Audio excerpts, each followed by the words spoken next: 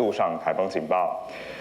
我们从今天早上的天气资料来看，台风已经来到了台湾南方大概350公里左右的海面上。这个台风过去因为受到吕宋岛地形的影响，速度上有稍微减慢，而且有打转的趋势。不过我们预计未来这个台风还是会以偏向西北转北北西的方向，持续朝台湾的方向接近。因此，气象局持续针对台南、高雄、屏东还有台东地区发布陆上台风警报。另外，我们也针对了台湾东半部的海面、巴士海峡、台湾东沙岛海面以及台湾海峡发布海上台风警报，提醒这些地区的民众以及航行及作业船只要特别做好防台准备，严防台风所带来的强风以及豪雨。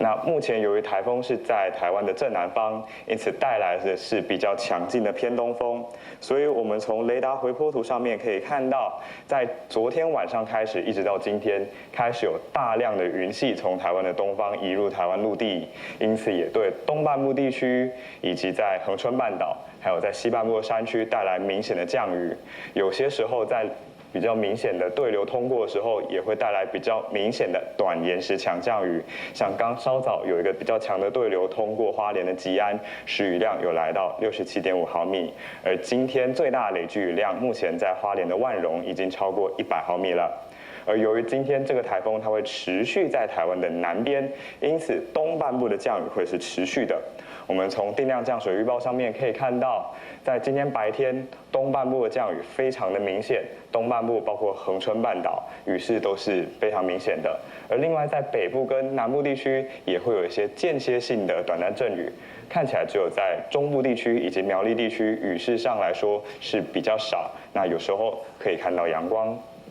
而到了今天晚上，随着台风持续的接近，东半部的降雨会持续，而且雨势会更大。我们目前已经针对了在花莲、台东、宜兰的山区以及恒春半岛发布豪雨特报。那在屏东地区，还有在宜兰的山区也有大雨特报的情形。那根据未来24小时的累积雨量来说，在花莲以及台东地区很有可能累积雨量会达到400毫米，因此我们不排除在今天花莲跟台东这2个地方可能会有大豪雨的现象出现，提醒民众要特别留意降雨导致的灾害。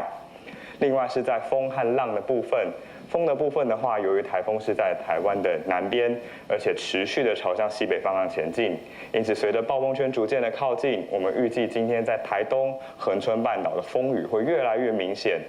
在恒春半岛，在今天早上就有机会出现10级的阵风，而台东的话，在今天下午过后也会有10级的阵风出现。除了台风逐渐接近的地方，我们可以看到受地形的影响，在台湾的北部以及金门风力上也是比较强的。那我们预期在沿海地区还是会有10级左右的强阵风，提醒当地的民众要特别留意。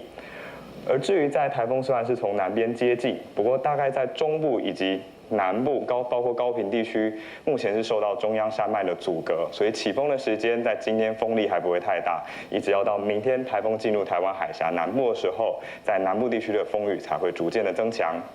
另外是在浪的部分，我们在兰屿的浮标在稍早已经测到了7米的浪高，台东浮标也有5米。那我们预计在今天东半部的沿海、南部的沿海浪高都有机会来到6米以上，浪是越来越强的，请民众要避免前往海边的活动。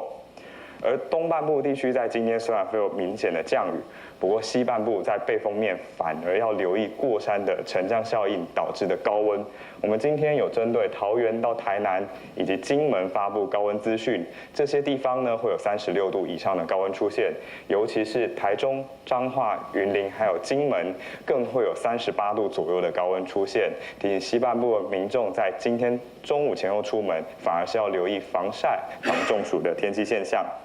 因此，我们做一个总结，今天随着台风逐渐的靠近，台东以及恒春半岛风雨会逐渐的增强，而在东半部降雨也会比较明显，花东可能会有局部性的大豪雨出现。另外，在西半部金门反而是要留意高温炎热的情形，而在北部以及金门的沿海可能会有比较大的阵风，沿海的风浪呢也是明显的增强，提醒大家要特别留意。以上是这一节的台风说明。